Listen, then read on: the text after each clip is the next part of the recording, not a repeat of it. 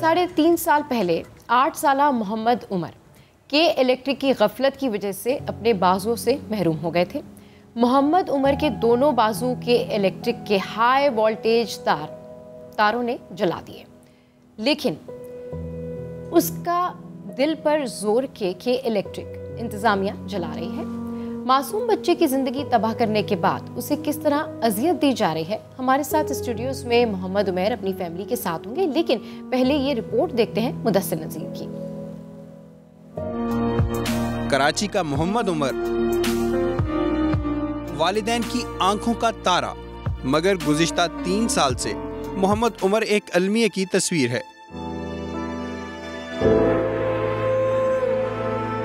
और एक इदारे की मुसलसल बेहिसी की अलामत है।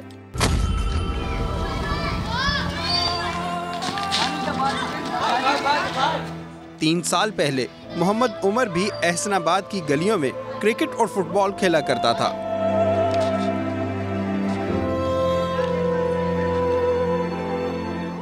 मगर 21 अगस्त 2018 एक हादसे ने मोहम्मद उमर और उसके वालिदैन की जिंदगी को हिला कर रख दिया। मैं इस वक्त एहसनाबाद की उस गली में मौजूद हूँ जहाँ के इलेक्ट्रिक की 11,000 केवीए की वायर ईद उल अजहा के तीसरे रोज मोहम्मद उमर पर आ गिरी। मोहम्मद उमर ने बिजली की तार को हाथों से हटाने की कोशिश तो की, मगर चंद लम्हों में इस नन्हे बच्चे के दोनों बाजू जलकर राख हो गए। क्रिकेट के शौकीन मोहम्मद उमर के वो बाजू जिस्म से अलहदा कर दिए गए जिनसे वो बल्ले को थामता था, और अब वो सिर्फ हसरत से दोस्तों को खेलता देखने के सिवा कुछ नहीं कर सकता।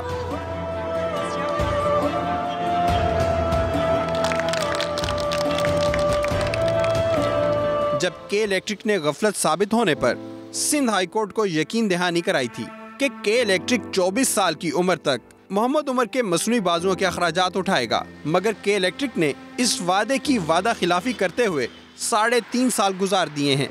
अब तो मोहम्मद उमर ने अपनी मां से बाजुओं का सवाल करना भी तर्क कर दिया है, जिसने सिंध हाई कोर्ट के फैसले से उम्मीदें बांधी थीं और अपने बेबाजू जिगर के टुकड़े को भी तसल्लियां कराई थीं। मैंने एक दफ़ा अपनी मम्मा से सवाल किया था कि ये जो मेरे बाजू हैं क्या ये वापस आएंगे, तो वो उस दिन रो पड़ी थी। उसके बाद मैंने आज तक उनसे सवाल नहीं किया, लेकिन आज मैं के इलेक्ट्रिक से सवाल ज़रूर करना चाहूँगा कि जिस बाजुओं का उन्होंने मुझसे वादा किया था वो उन्होंने अभी तक पूरा क्यों नहीं किया। मुझे बहुत तरक्की करनी है, मुझे बहुत आगे बढ़ना है, अपने मुल्क का नाम रोशन करना है, और मेरी ये ख्वाहिश है कि मैं अपने मम्मा पापा का नाम रोशन करूँ। मोहम्मद उमर के वालिद मोहम्मद आरिफ के 3.5 साल के इलेक्ट्रिक के दफ्तर तक जूतियां चटखाने में गुजर गए हैं, मगर इन्हें अदालती हुक्म के बावजूद मुसलसल के इलेक्ट्रिक के ताखीरी हरबों का सामना करना पड़ा है। मेरे बच्चे के हवाले से उनकी तरफ से डिलाइंग टैक्टिक्स जो हो रही हैं उसमें वो चाह रहे हैं कि बच्चे के हाथ ना लगे, जो मुझे फील आ रही है। और अपने बेटे की जिंदगी में आसानी लाने के लिए के इलेक्ट्रिक की हर मुमकिन शर्त पूरी कर चुके हैं, मगर के इलेक्ट्रिक हर बार कोई न कोई नई और नामुमकिन शर्त आयद कर देता है और वो अपने बेटे के पास नामुराद लौट जाते हैं। बायोनिक्स ने वालिदैन के सामने उमर के लिए मसनूई हाथ के इस्तेमाल का एहतमाम भी किया, जिसको इस्तेमाल करते हुए मोहम्मद उमर भी हैरान रह गया।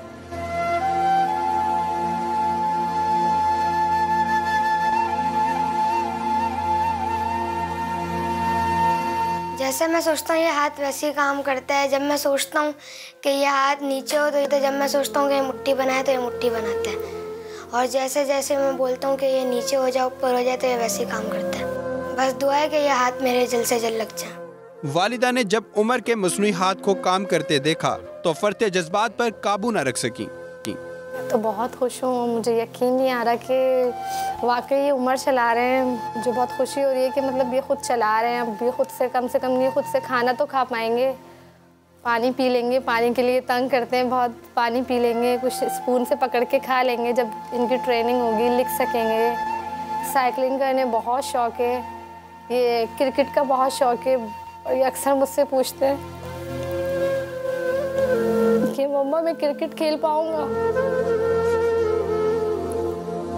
शायद अब इनका ये ख्वाब पूरा हो जाए।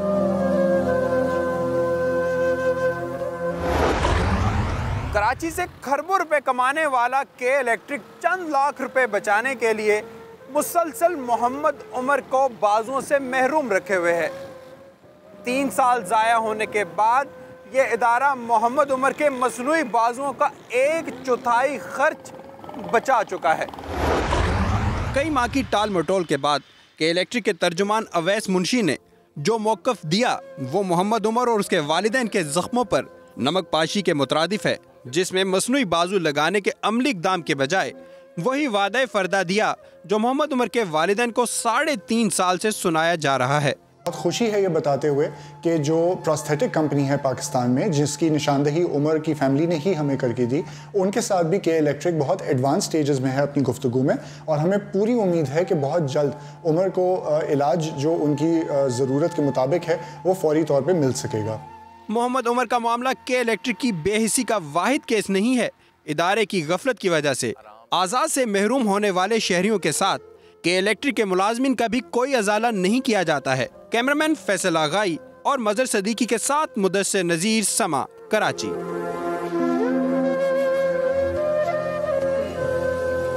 जब इसी मामले पे के इलेक्ट्रिक का अब एक ताज़ा मौक़िफ़ सामने आया है। तर्जुमान के इलेक्ट्रिक अवैस मुंशी कहते हैं कि मोहम्मद उमर के मसनूई बाजू लगने में ताख़ीर की ज़िम्मेदार वो प्रोस्थेटिक कंपनी है जो के इलेक्ट्रिक की शराइत पूरी नहीं कर रही है। पहले सुन लेते, फिर इस सारे मामले पे फिर बात करेंगे। इदारे ने ये जिम्मेदारी ली है कि वो उमर को मसनूई बाजू लगा कर देंगे। हमारे पास अब तक उनकी तरफ से कोई मेडिकल एक्रेडिटेशन या इस तरह का तिबी मुआयने की कोई रिपोर्ट मौसूल नहीं हुई थी, जिसकी वजह से कुछ वक्त ज़रूर दरकार हुआ है। लेकिन इससे ये तासुर बयान करना या पेश करना कि के इलेक्ट्रिक अपनी ज़िम्मेदारी से मुकर रहा है या किसी किस्म के पैसे बचाने की कोशिश कर रहा है, वो सरासर गलत है।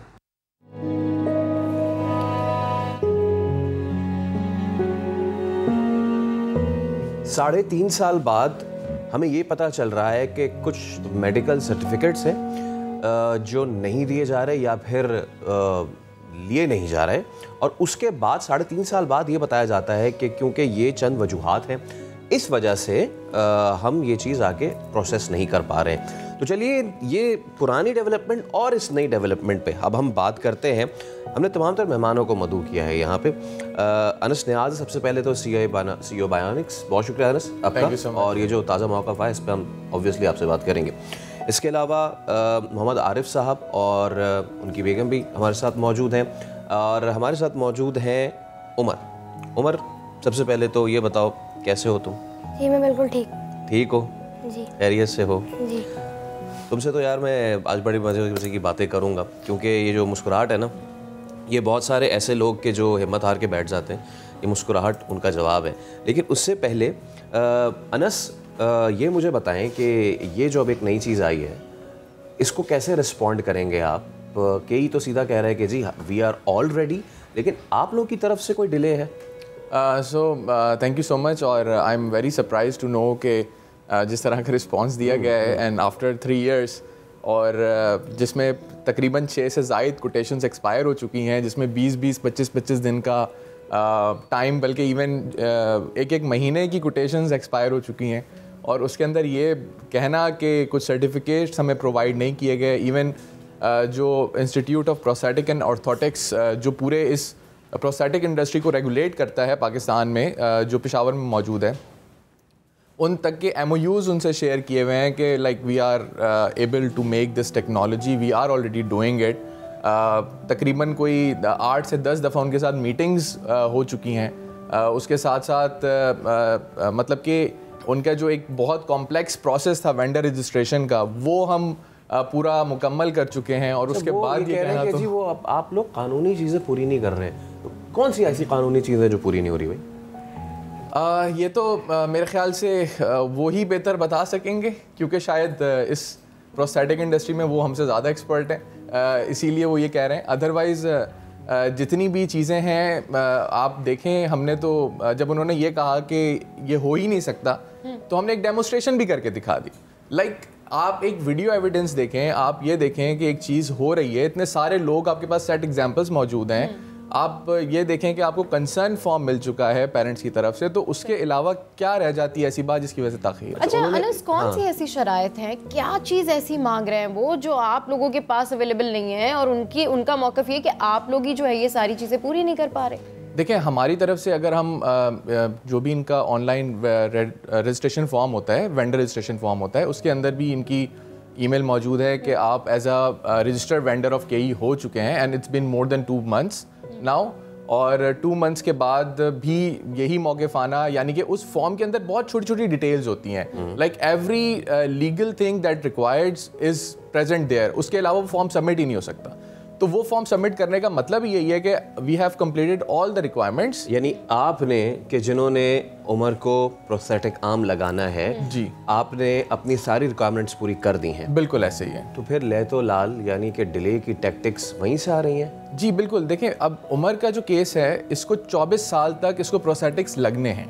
सही है। So it's like changing process, because grow होता है जिस तरह से शूज़ हमारा चेंज होता है। तो अब जितनी डिले होगा उतना इसका एक टाइम बाय किया जाएगा और वो पैसे बचाए जाएंगे।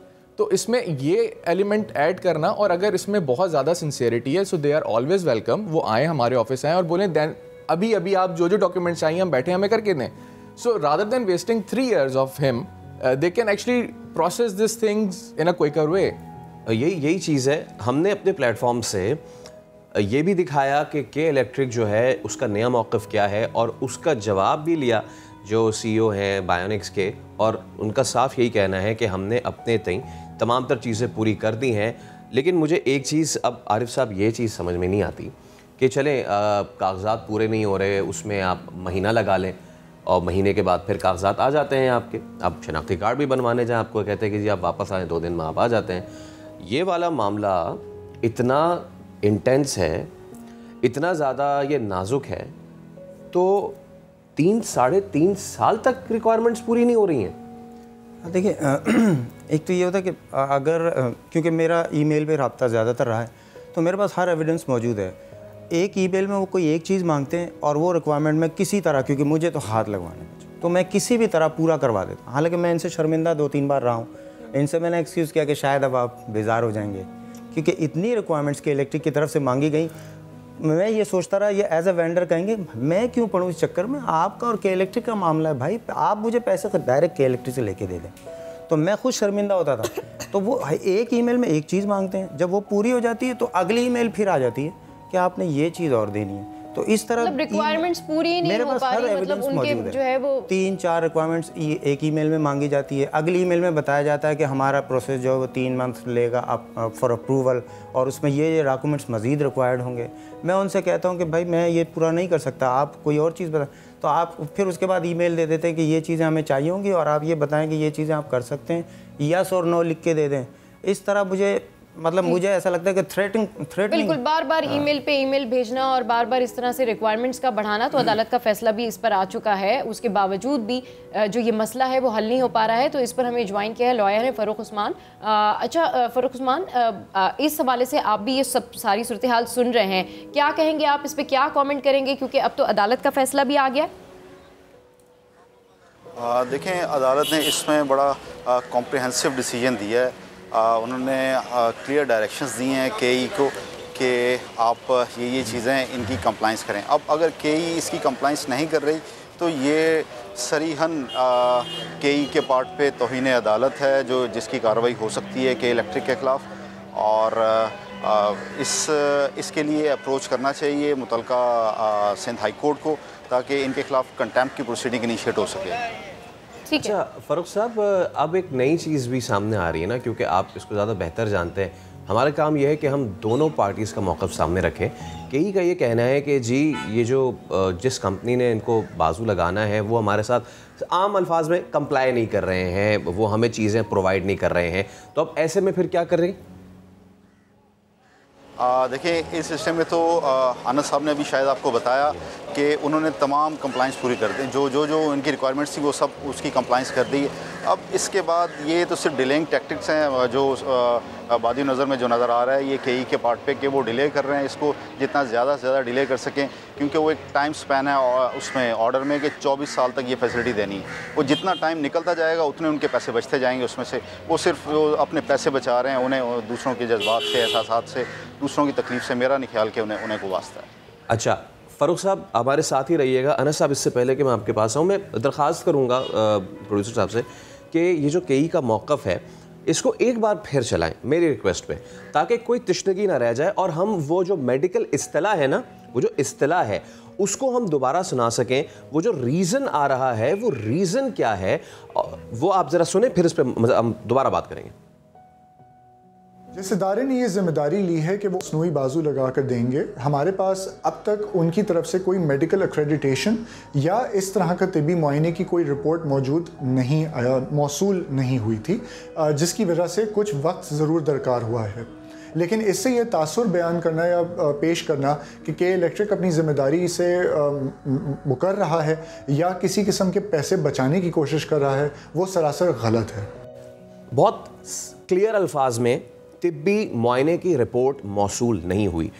3 साल तक तिब्बी मुआयने की रिपोर्ट नहीं दी आप लोगों ने। अच्छा, इसमें बहुत अच्छा हुआ आपने दोबारा से चलाया और इसको और डिटेल में हम इस पर बात कर सकेंगे। तिब्बी मुआयने की जहाँ तक बात है कि आप लोगों के अपने पैकेज में एक वीडियो मौजूद है जिसमें उमर माशाल्लाह से अपने प्रोस्थेटिक आर्म्स यूज़ कर रहा है, वो चीज़ वहाँ पर रिजॉल्व हो जाती है। जहाँ तक बात रही कि मेडिकल अथेंटिकेशन और उससे उसके चेकअप के जो रिपोर्ट्स, वो कंसर्न फॉर्म आरिफ भाई का ऑलरेडी उनके पास जमा है फ्रॉम लाइक पास्ट 6 मंथ्स से भी ज़्यादा शायद अरसा हो गया उस चीज़ को भी। सो ये दोनों चीज़ें अगर हम देखते हैं तो वो दोनों चीज़ें सबमिट हुई हुई हैं।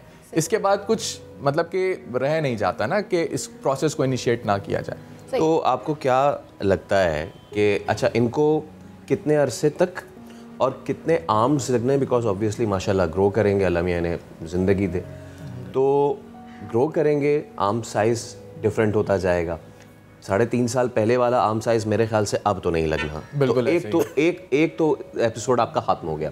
अब मज़ीद इनको कितने साल तक कितने आर्म्स लगने, कॉस्ट क्या आएगी ये बताइए। सो बेसिकली अगर हम उमर के केस में देखते हैं तो इसके अप्रॉक्सीमेटली कोई 3 to 4 केसेस बनते हैं। That depends upon his growth, क्योंकि हर किसी की जो साइजेस है वो डिफरेंट होते हैं। प्लस जो बच्चे होते हैं वी डोंट वांट देम कि वो एक चीज़ लेके और उसको इस्तेमाल ही ना करें ना, we want them to use it जैसे बाकी बच्चे कर रहे हैं। उन्होंने खेलना भी है, उसमें चीज़ें ख़राब भी करेंगे, होंगी चीज़ें, and that will keep on repairing and maintaining, right. So अगर हम इसको देखते हैं अप्रॉक्सीमेटली कि 3 साल बाद चेंजिंग होती है, तो एक जो आर्म है इट्स लाइक ऑलमोस्ट $42,000 की जो है ना वो कॉस्ट आ रही होती है। और एक स्टिल इसमें एक चीज़ जी एक आर्म की, और अगर इसमें एक और चीज़ आप देखें कि यही चीज़ प्रोसेस अगर ग्लोबली हो रहा होता तो उसकी कॉस्ट $100,000 से स्टार्ट होती है, without any travel, without anything. So it's still ये जो कॉस्ट है वो 10 टाइम्स कम है। वारंटी उसकी 1 साल होती है, यहाँ 3 साल मिल रही है। तीसरी चीज़ इसके अंदर ये है कि कभी भी ये बच्चा क्योंकि कराची में मौजूद है, कभी भी आके इसको इम्प्रूव करवा सकता है, उसमें एडिशंस करवा सकता है। सो ये तमाम चीज़ें अगर आप देखते हैं तो यही टेक्नोलॉजी और इंडिजीनियस टेक्नोलॉजी होने के फ़ायदे हैं जो उठाए जा सकते हैं। ठीक है, फ़ायदे तो हम जब उठाएं ना जब आगे से कोई रिस्पांस आए, लेकिन रिस्पांस तो ये आता है कि जी रिक्वायरमेंट्स जो हैं वो पूरी नहीं है। तो इस सारी सूरत हाल में जो वालदा होती हैं उनका डेफिनेटली किरदार बहुत अहम होता है। तो अभी मैं देख रही थी जब आप आई थी, मुझे भी आपको देख के रोना आ रहा था और उमर को देख के मैं हैरान हो रही थी कि उमर जिस तरह मुस्कुरा रहे थे और जिस तरह मैं उमर से कह रही थी कि आपने ऐसे ही मुस्कुराते रहना है और हिम्मत रखनी है। तो ये बताइए कि आप उमर को कैसे मोटिवेट करती हैं और इनको एनर्जाइज रखने के लिए आप क्या कहती हैं, क्या किरदार है आपका? उमर तो माशाल्लाह मैं कहती हूँ कि मेरा बहुत वाला बेटा है, और ना मतलब कभी कभी ऐसा होता है कि मेरा दिल वो हो जाता है इनको देखकर, लेकिन ये मुझे हिम्मत देते हैं कि मम्मा ऐसा मत सोचा करें, आप अल्लाह ताला पे भरोसा रखें। ये मुझे समझाते हैं उल्टा, और आप रोया मत करें, क्योंकि जब मैं रोती हूँ ना तो बस नहीं, आप बिल्कुल नहीं रोएं, क्योंकि आपको मजबूत रहना है। आप मजबूत रहेंगी तो इनको हिम्मत मिलेगी, इनको ताकत मिलेगी, आपको मजबूत रहना है। और जिस तरह उमर से मैं बात करती हूँ, उमर देखिए मम्मा जो है वो आपकी रो रही हैं, तो जब ऐसे रोती हैं तो फिर आप इनको क्या कहते हैं? मैं कहता हूँ मम्मा अल्लाह ताला पर भरोसा रखें, रोए मत, लग जाएंगे मसनूई हाथ लग जाएंगे, मैं उससे खाना खा लूँगा, बहुत सी चीज़ें कर लूँगा, तो आप रोए मत। देखिए वो कह रहे हैं ना कि हील बी ओके, वो बिल्कुल ठीक हो जाएंगे। तो फ्यूचर में क्या सोचा है, फ्यूचर प्लान्स क्या हैं, क्या बनना है? मैं साइंटिस्ट, पापा तो कहते हैं साइंटिस्ट आप इंजीनियर बन जाओ, लेकिन कभी उन्होंने फोर्स नहीं किया। तो मैं सोचता हूँ कि मेरी साइंस भी अच्छी है तो मैं साइंटिस्ट बन जाऊँ। इंशाल्लाह आप साइंटिस्ट ज़रूर बनेंगे। अच्छा, आप जिस तरह से इनको मोटिवेट करती हैं, आप जिस तरह से इनको हिम्मत देती हैं, और जब आप अपनी मामा से बात करते हैं तो क्या आप लोगों का क्या बात होती है? आप लोग आपस में क्या बातें करते हैं कि भाई अब ये करना है, ये करना है? कुछ ऐसे बताएं। ऐसी तो कोई बात नहीं होती, बस जो घर की बातें होती हैं बस वही होती हैं। हाथ के पसंद की चीज़ें बना के खिलाती हैं, जो कहते हैं मान लेती हैं? जी, बस कभी कभी मान लेती हैं, कभी कभी डांट देती हैं। चलें डांट डपट का तो देखिए सिलसिला चलता रहता है ना, क्योंकि बात यह है कि खुशनसीब है वो लोग जिनकी जो माँ बाप जो हैं वो होते हैं। और हम तो आज भी ये कहते हैं कि वो जो चप्पल है ना वो उसी तरह हमें इसी तरह पड़ती रहे। वालदा गुस्सा करती हैं, लेकिन वो जो वालदा की जो डांट डपट और वो जो ख़ास तौर पे आती है ना चप्पल एक दूर से, तो वो बहुत से बच्चे जो हैं, बहुत से बच्चे उस पर थोड़ा सा इनाए होते हैं, लेकिन जब बड़े होते हैं तो फिर वो उसको याद भी बहुत करते हैं। लेकिन सारी सिचुएशन ऐसी है कि हम भरपूर कोशिश कर रहे हैं कि दोनों फरीकैन का ये सामने आपके मौक़िफ़ रखें, ताकि कोई तशनगी ना रह जाए, ये मसला हल हो। इस मसले का सलूशन अब जो है वो ज़िम्मेदारी है हमारी। फ़ारूक उस्मान साहब, मैं आपकी तरफ आऊँगा। अब देखें केई का मौक़िफ़ भी आ गया, उन्होंने अपने पार्ट से कहा कि हमें ये चीज़ें नहीं मिल रही। हमने जो प्रोसेसिंग कंपनी है उसका भी मौक़िफ़ सामने रख दिया है। नाउ बजाय इस चीज़ में पढ़ने के कि हम इसके कंटेम्प्ट में जाएं, कोई दरमियानी रास्ता ऐसा निकल सकता है? क्योंकि अगर आप बेहतर इसको समझते हैं कि अगर इस तरीके की कोई चीज़ में जाएंगे मज़ीद डिले होगा।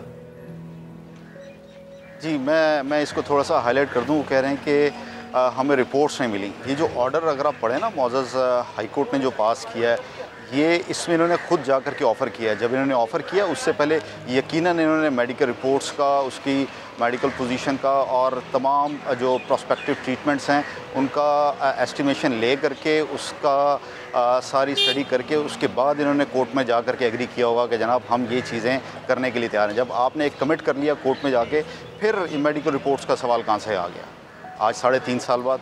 अब देखें, ये दरमियानी रास्ता तो यही कि इलेक्ट्रिक से गुजारिश ही की जा सकती है जनाब कि आप जो आपने कमिटमेंट की है कोर्ट में उसको पूरा करें। अदरवाइज़ फिर ऑनरेबल हाई कोर्ट ही रास्ता बचता है, वहाँ जाएं। और फिर क्योंकि इसका बैकग्राउंड ये है कि जब ये ऑर्डर हुआ कोर्ट का, उससे पहले के इलेक्ट्रिक के ऑफिशियल्स जेल में थे। सही, वो जेल से बाहर आ गए ये ऑर्डर करवा करके, उन्होंने उसका बेनिफिट ले लिया। अब डिप्राइव कौन हो रहा है, नुकसान किसका हो रहा है? इस बच्चे का। 3 साल हो गए वो सफ़र कर रहा है, उनके तो लोग बाहर आ गए, उनका इदारा चल रहा है, वो लोग अपनी ड्यूटीज परफॉर्म कर रहे हैं। इस सब के बीच में जिसका नुकसान हो रहा है वो इस बच्चे का, इसके मुस्तकबिल का हो रहा है। और आज हमने यही कोशिश की कि हम इस मामले को सबके सामने रखें, दोनों मौक़िफ़ सामने रखें, और सिर्फ सामने ना रखें बल्कि एक दूसरे, ये पार्टी से एक दूसरे की बात सुने, इस मसले का हल निकालें ताकि ये जो मुस्तकबिल है ये रोशन हो सके और उमर जो है वो साइंटिस्ट बन सके। Thank you so much. Anas हमारे साथ मौजूद थे। आरिफ साहब आपका बहुत शुक्रिया, मैम आपका बहुत शुक्रिया, और उमर यार best of luck to you. और इंशाल्लाह हमें पूरी हमें उम्मीद भी है कि मसला जल्द ही हल इंशाल्लाह हो जाएगा। तो नया दिन में हम मज़ीद भी बात करेंगे, लेकिन एक ब्रेक के बाद हमारे साथ ही रहें।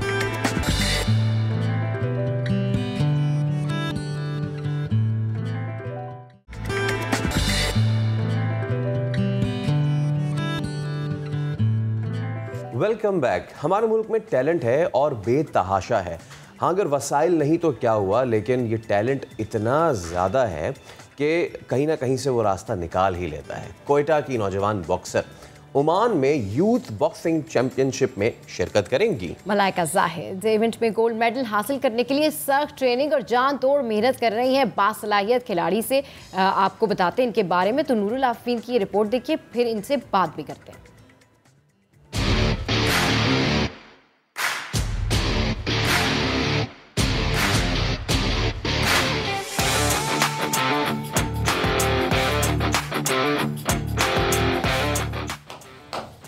बलूचिस्तान की बेटी कोयटा का फखर मलाइका जाहिद, जिसने अपने कैरियर में मिनी ओलंपिक्स गेम्स और दीगर सूबाई और कौमी मुकाबलों में 16 गोल्ड मेडल समेत बहुत से एजाज अपने नाम किए। अब नौजवान बॉक्सर पहली बार 27 फरवरी को बैनुल अक़वामी मुकाबलों में शिरकत करेगी। कहती है कि वो सल्तनत ओमान में यूथ बॉक्सिंग चैंपियनशिप में अपने हरीफ खिलाड़ियों पर ताबड़तोड़ हमले और शिकस्त देकर फतह का ताज अपने सर पर सजाने के लिए बेताब है। टफ ट्रेनिंग कर रही हूँ, पहले से ज़्यादा टफ कर दिया। मैं सुबह में भी 2.5 घंटे ट्रेनिंग कर रही हूँ और शाम में भी 2.5 घंटे ट्रेनिंग कर रही हूँ। तो अभी मैंने अभी तक नेशनल लेवल पे खेला है। अभी फर्स्ट टाइम मेरा इंटरनेशनल मैच है, यूथ चैम्पियनशिप होने वाली है, उसके लिए मैं तैयारी में हूँ और आई होप मैं वहाँ से जीत के आऊँगी। मलाइका जाहिद कहती हैं उनके वालिद रेलवे पुलिस में मुलाजिम हैं, जो इवेंट के अखराजात बर्दाश्त नहीं कर सकते थे। इंटरनेशनल यूथ चैंपियनशिप में शिरकत करना उनका ख्वाब था। फ्रंटियर कोर बलोचिस्तान की ममनून हो, जिसने उन्हें स्पॉन्सरशिप देकर उनके ख्वाबों को हकीकत में बदल दिया। चैंपियनशिप खेलने के लिए मुझे स्पॉन्सर की ज़रूरत थी। मुझे IGFC ने स्पॉन्सर किया, जिसके लिए मैं उनका बहुत शुक्रिया अदा करती हूँ। और उन्होंने मुझे यकीन दिलानी क्या है कि हम आइंदा भी आपको सपोर्ट करते रहेंगे। और इसके साथ साथ मेरे बाबा की और मेरे कोचेज़ की बहुत ज़्यादा मेहनत शामिल है, तो इंशाल्लाह मैं उनकी मेहनत रायगा नहीं जाने दूँगी। नौजवान बॉक्सर के कोच उस्ताद गुलाम नबी भी सख्त ट्रेनिंग करा रहे हैं। उनका कहना है कि मलाइका जाहिद मेहनती और ज़हीन खिलाड़ी है। उम्मीद है चैंपियनशिप में बैनुल अक़वामी खिलाड़ियों का डट कर मुकाबला करेगी। टफ ट्रेनिंग कर रहे हैं, हम भी उसके साथ मेहनत कर रहे हैं। बाकी पूरे कौम से रिक्वेस्ट है कि वो मलाइका के लिए दुआ करें ताकि वो पाकिस्तान का नाम रोशन कर सके। रुस्तान की बेटी पाकिस्तान प्रोफेशनल टाइटल बेल्ट और नेशनल यूथ अवार्ड भी अपने नाम कर चुकी है। कोयटा की नौजवान बॉक्सर पुरअज़्म है कि वर्ल्ड यूथ बॉक्सिंग चैंपियनशिप में गोल्ड मेडल जीतकर इस बार कौमी नहीं बल्कि बैनुल अक़वामी सतह पर मुल्क का नाम रोशन करेंगी। कैमरामैन जफर बलोच के साथ नूर आरफीन, समा, कोयटा। मलाइका जाहिद ने हमें कोयटा स्टूडियोज में ज्वाइन किया, इनसे बात करते हैं। अस्सलाम वालेकुम मलाइका, गुड मॉर्निंग, कैसी हैं आप? वालेकुम अस्सलाम, बिस्मिल्लाहिर्रहमानिर्रहीम। सबसे पहले मैं समा चैनल का शुक्रिया अदा करती हूँ जिन्होंने मुझे इतनी इज्जत दी, यहाँ पर बुलाया। और मैं ठीक, आप कैसी हैं? मैं बिल्कुल ठीक ठाक, वेलकम टू दी शो। अच्छा मलाइका, ये बताइए, अभी हम आपके पैकेज भी देख रहे थे, बहुत ज़्यादा वर्क हार्ड कर रही हैं, बहुत ज़्यादा प्रैक्टिस कर रही हैं, थोड़ा सा अपनी जर्नी के बारे में बताइए। जर्नी जब मैं 9 इयर्स की थी तो मैंने बॉक्सिंग स्टार्ट की। स्टार्टिंग में मैं बॉयज़ के साथ ट्रेनिंग करती थी, तो गर्ल्स बिल्कुल बलूचिस्तान में नहीं थी। मैं फ़र्स्ट फीमेल बॉक्सर थी, तो मैंने बॉयज़ के साथ ही फ़ाइट्स वगैरह खेली और विन की। और उसके साथ साथ फिर मैंने फ़र्स्ट टाइम कराची में खेला, वहाँ पर मेरी गर्ल्स से फ़ाइट हुई थी। वहाँ पर मैंने 3 फाइट्स खेली थी और अल्हम्दुलिल्लाह तीनों में गोल्ड मेडल हासिल किए, तीनों में कामयाबी हासिल की थी और बेस्ट बॉक्सर भी हुई थी। इसके साथ साथ अभी तक मैंने जितनी भी फ़ाइट्स के लिए अल्हम्दुलिल्लाह तमाम में कामयाबी हासिल की है। अच्छा मलाइका, मैं ये देख रहा हूँ कि यकीनन आपके पास मेडल्स, आपके पास कप्स भी बहुत सारे हैं, आपके फादर भी आपको ट्रेन और प्रैक्टिस करा रहे हैं। थोड़ा सा मैं चाहूँगा देखने वालों को ये बताएं कि कितने घंटे आप रोज़ाना ट्रेनिंग करती हैं, क्या डाइट रखती हैं और कितना थक जाती हैं? मैं मैक्सिमम दिन में 2 हॉर्स मॉर्निंग में ट्रेनिंग करती हूँ एंड 2 to 3 हॉर्स इवनिंग में ट्रेनिंग करती हूँ। और थकती तो बिल्कुल नहीं हूँ, बल्कि मुझे और जज्बा होता है कि मैं और ट्रेनिंग करूँ, ताकि वहाँ पर जितनी मैं ट्रेनिंग अच्छी करूँगी वहाँ पर मेरे लिए फ़ाइट ईजी होगी। और उसके साथ साथ मैं अपनी डाइट में, ऐसी स्पेशल डाइट तो कोई नहीं है, लेकिन जो नॉर्मल डाइट होती है घर में जो बनता है वो खाती हूँ। Boil eggs, boil beans and dry fruits वगैरह, जूसेस पी लेती हूँ। बस स्पेशल डाइट मेरी कोई नहीं है। स्पेशल डाइट कोई नहीं है, लेकिन उसके बावजूद जो है आप इतना वर्क हार्ड करिए, इतनी अच्छी प्रैक्टिस करिए, आपके लिए बहुत सारी बेस्ट विशेस। अच्छा मलाइका, ये बताइए कि यूजुअली लड़कियां जो हैं इस स्पोर्ट्स की तरफ नहीं आती हैं, तो आपको कैसे ख्याल आया कि आप ये स्पोर्ट्स कर सकती हैं और इस स्पोर्ट्स को न सिर्फ कर सकती हैं बल्कि अपने आप को प्रूव भी कर सकती हैं? जी बिल्कुल, ये बॉक्सिंग ऐसी फील्ड है कि लड़कियां बहुत घबराती हैं इस फील्ड में आने से। तो मैं फ़र्स्ट फीमेल बॉक्सर हूँ बलूचिस्तान में जो इस फील्ड में आई हूँ। क्योंकि इस फील्ड में ये आपका सेल्फ डिफेंस के लिए भी अच्छा है और अगर आप इसमें मेहनत करें तो आप अपना नाम भी बना सकते हैं। क्योंकि मैंने स्टार्टिंग में भी जब मैं इस फील्ड में आई तो मुझे बहुत मोटिवेट मिला कि मैं फर्स्ट गर्ल हूँ, अगर मैं मेहनत करूँगी, ट्रेनिंग करूँगी और अपना नाम बनाऊँगी तो मुझे देख के और भी ऐसी लड़कियाँ हैं जो मुझे देखेंगी और आगे बढ़ेंगी और उनको भी ये जोश होगा कि वो भी आगे बढ़ें और अपना नाम, अपने पेरेंट्स का नाम रोशन करें। ऐसे मैं आपसे सवाल करने जा रहा था कि आपकी मोटिवेशन कौन है, लेकिन ये आपने तो जवाब इसका दे दिया कि आप खुद अपनी मोटिवेशन है, आप खुद दूसरों के लिए इंस्पिरेशन है। लेकिन इसके बावजूद भी मैं चाहूँगा मुझे बताएं कि किसको देखती हैं आजकल के ज़माने में, किस बॉक्सर को देखती हैं? ऑब्वियसली सबका फेवरेट तो मोहम्मद अली ही है, लेकिन उसके अलावा भी कौन कौन से फेवरेट्स हैं आपके? मेरे फेवरेट मोहम्मद अली भी हैं और पाकिस्तान बॉक्सर मोहम्मद वसीम, उस्मान वजीर, आमिर खान और इनके साथ साथ जो इंटरनेशनल लेवल पे जिनको मैं फॉलो करती हूँ वो ट्रिपल जी हैं, मैनी पैक्यूं हैं। इनकी वीडियोस वगैरह देखती हूँ, मुझे बहुत मोटिवेशन मिलती है कि जैसे ये लोग खेलते हैं, अपना नाम और अपने मुल्क का नाम रोशन किया है, ऐसे मैं भी इनकी तरह टफ़ ट्रेनिंग करूँ और आने वाले वक्तों में मैं भी इनकी तरह जीतूँ और पाकिस्तान का नाम रोशन करूँ। इंशाल्लाह बिल्कुल आप पाकिस्तान का नाम रोशन करेंगी। अच्छा मलाइका, ये जो स्पोर्ट्स है आपकी डेफिनेटली आपको शौक था, आप इंस्पायर थी, मगर समहाउ जब आप कोई काम करने जा रहे होते हैं, स्पेशली स्पोर्ट्स, तो जो आपके फ्रेंड्स हैं या घर वाले हैं, जैसे सानिया मिर्ज़ा भी इस बात का काफ़ी दफ़ा जिक्र कर चुकी हैं कि जब वो टेनिस खेलती थी लोग उनको कहते थे कि तुम बहुत काली हो जाओगी, ये प्रॉब्लम हो जाएगी, लेकिन उन्होंने कहा नहीं जी मुझे तो ये स्पोर्ट्स खेलनी है। तो ज़रा ये बताइए कि आपके फ्रेंड्स ने आपको नहीं कहा कि अरे तुम बॉक्सिंग करोगी, कहीं नोज़ पे लग गया तो, कहीं फेस कुछ डैमेज हो गया तो, कुछ ऐसे रिएक्शंस थे? जी, जब मैंने स्टार्ट की तो जो मेरी फ्रेंड्स थी तो वो मुझसे पूछती थी इतनी टफ गेम में कैसे कर लोगी, आपको बहुत सारी चोटें लग सकती हैं, तो मुंह टूट सकता है आपका, लेकिन अगर आप पढ़ाई में आगे आओगी तो ये बेहतर है आप। और मैंने कहा, मैं उनकी बातें ये सुनती थी लेकिन मैं उनको ये मोटिवेट करती थी कि मैं अगर आगे आऊँगी तो ये और भी लड़कियां आगे आएंगी मुझे देख के, और मुझे इस फील्ड में डर नहीं लगता क्योंकि बॉक्सिंग मेरी लाइफ है। मुझे शुरू से बाबा ने बहुत मोटिवेट किया इसके लिए और मुझे फैमिली से भी शुरू में सपोर्ट नहीं था, परमिशन नहीं थी बॉक्सिंग खेलने के लिए, लेकिन जो मैंने मेहनत करती रही और मेडल्स लेती रही, जीतती रही, तो अब मुझे घर वाले भी बहुत सपोर्ट करते हैं और बहुत अप्रिशिएट करते हैं। मुझे बहुत खुश होते हैं जब मैं जीत के आती हूँ और मुझे नेक्स्ट के लिए बहुत हौसला भी देते हैं। मैं इससे पहले कि आपसे ये पूछूं कि आपका जो मुकाबला होने जा रहा है उसकी क्या तैयारियां हैं और उसकी क्या डिटेल्स हैं, मैं पहले आपसे पूछना चाहूँगा कि आप सुबह में 2 घंटे, शाम में 3 घंटे प्रैक्टिस करती हैं, इस सब के बीच में स्टडीज़ के लिए कब टाइम निकालती हैं, क्या पढ़ रही हैं इस वक्त? मैं अभी 10th क्लास में हूँ, इंशाल्लाह बोर्ड के पेपर दूंगी, तो मैं उसके लिए भी दोपहर में खाने के बाद पढ़ती हूँ। तो मैं स्टडी को भी अपने साथ साथ लेके चल रही हूँ क्योंकि जितनी स्पोर्ट्स ज़रूरी है उतनी स्टडी ज़रूरी है, क्योंकि स्पोर्ट्स एक टाइम ऐसा आता है कि आपको स्पोर्ट्स छोड़ना पड़ता है, लेकिन स्टडी आपके साथ लाइफ टाइम रहती है, क्योंकि स्टडी की वजह से हम किसी और फील्ड में भी जा सकते हैं। तो मैं अपनी स्टडी को भी साथ साथ लेकर चलती हूँ। स्टडीज़ को भी साथ साथ लेकर चलती हैं, वाकई बहुत टैलेंटेड है। अच्छा ये बताएं, अभी जो आपका नेक्स्ट इवेंट होने जा रहा है ओमान में, उसकी क्या तैयारियाँ हैं, वो कब है और उसके लिए कितना वर्कआउट किया जा रहा है?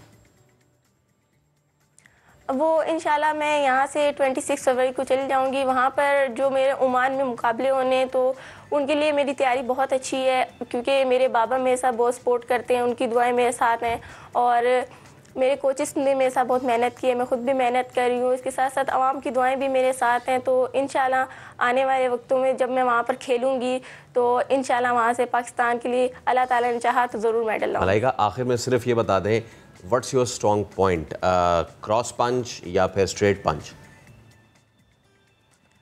मैं फाइट जब मैं खेल रही होती हूँ तो वो फाइट की जो सिचुएशन होती है उसको देख के फिर अटैक करती हूँ।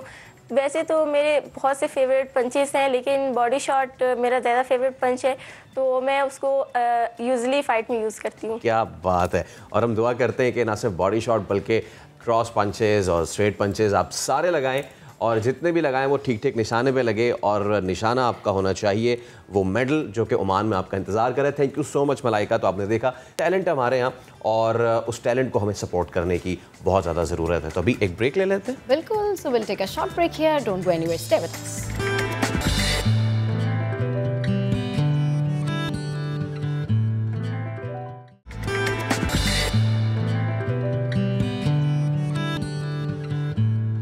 Welcome back. वैसे स्मार्ट दौर है तो फोटोग्राफी हो रही है स्मार्टफोन से और आपको जो है वो अब मोबाइल ऐसे आ रहे हैं कि you don't need to carry lot of heavy equipments, तो कैमरे में आप ये मनाजिर महफूज कर लेते हैं अपने और फिर आप जनाब अली तारीफ़ होती है। लेकिन फ़ोटोग्राफ़ी जो है वो सिर्फ शौक़ नहीं है बल्कि बाकायदा एक प्रोफेशन है।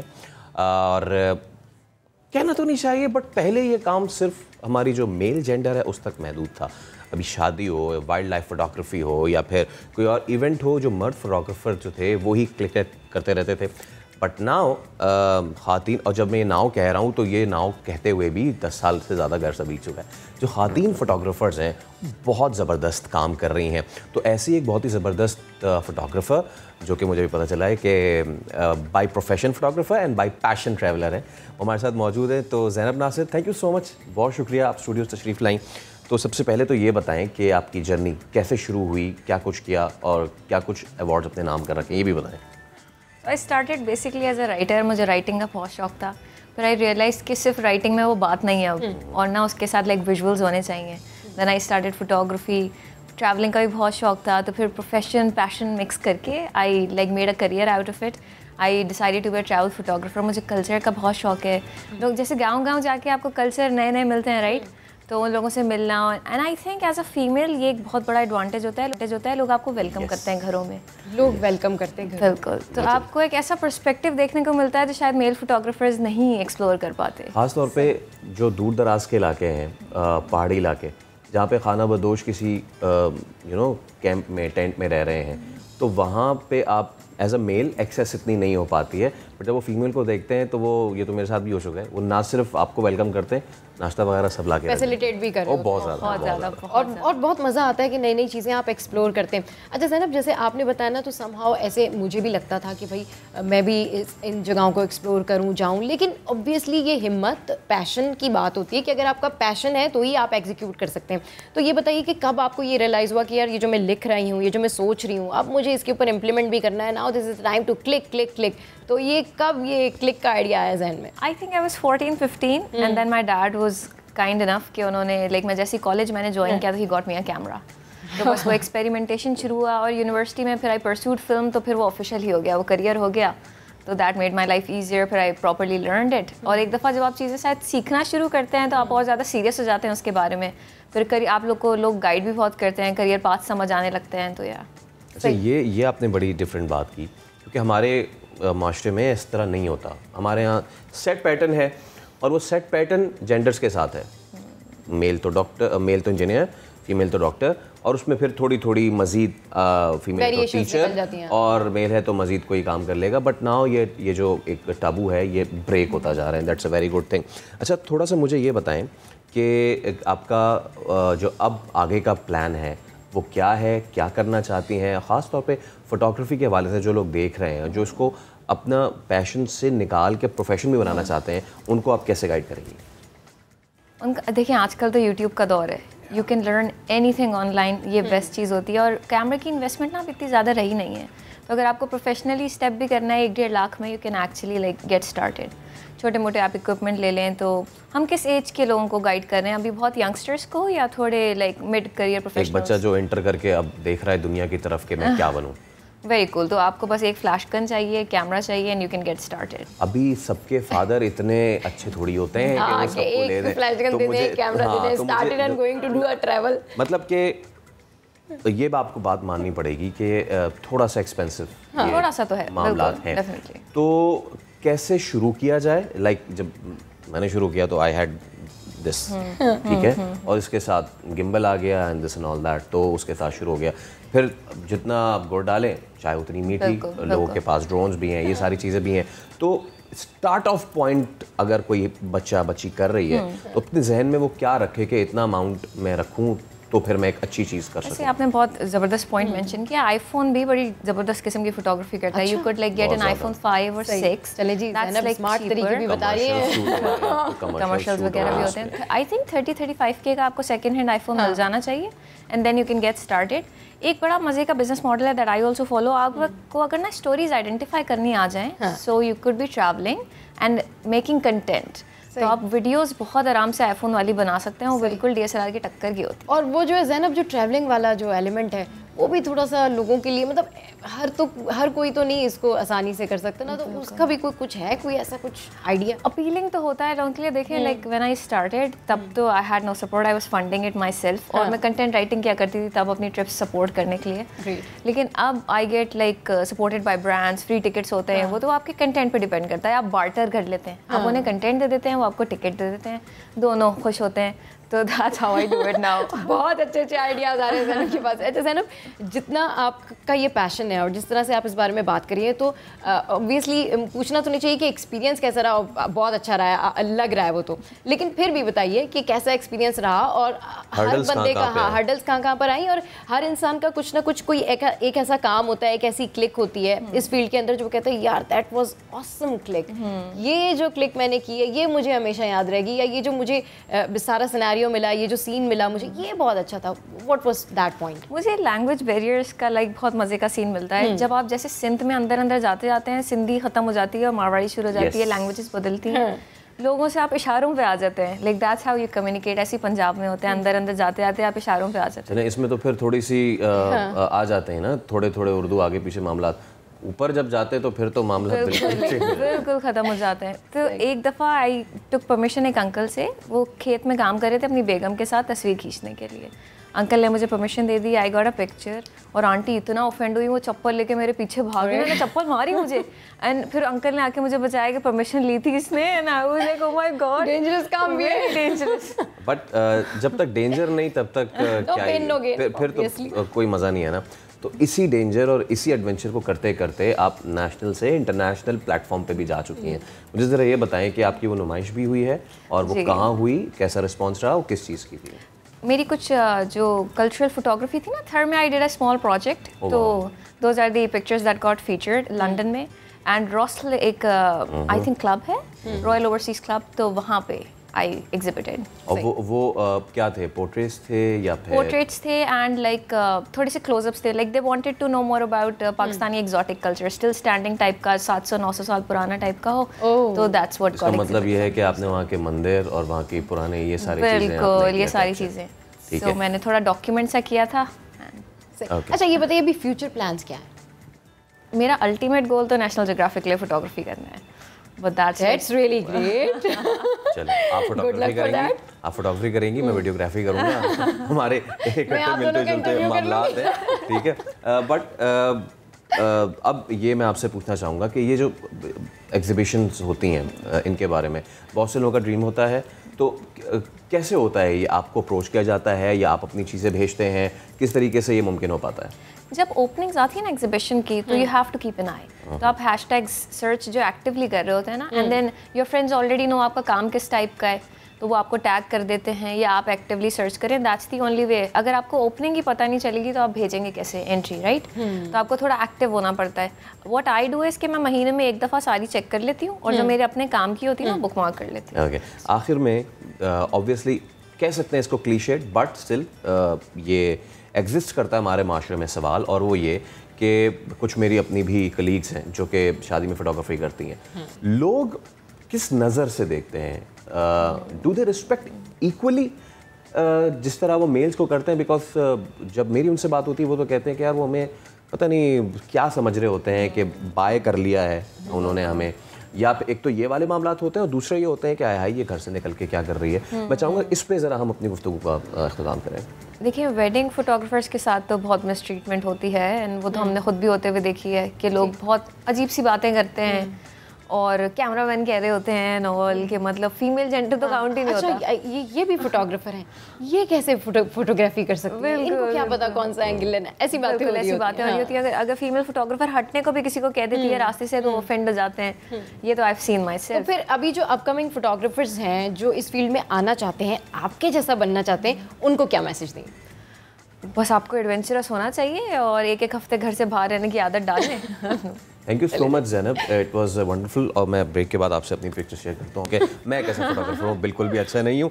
तो कहने का मकसद सिर्फ इतना सा है कि टैलेंट जो है वो जेंडर के जो है डिपेंड नहीं करता, टैलेंट मेल में भी उतना होता है, फीमेल में भी उतना होता है। और हमारे पाकिस्तान में तो इतना टैलेंट है, लाइक आज के शो में हमने आपको एक बॉक्सर फीमेल से लेके एक वीडियोग्राफर, एक फोटोग्राफर तक से मिलवा दिया, जिसका मतलब ये है कि हमें अपने जो वो वाइड लेंस होता है ना, वाइड एंगल लेंस, अपनी सोच को भी उसी तरीके से वाइड करने की ज़रूरत है।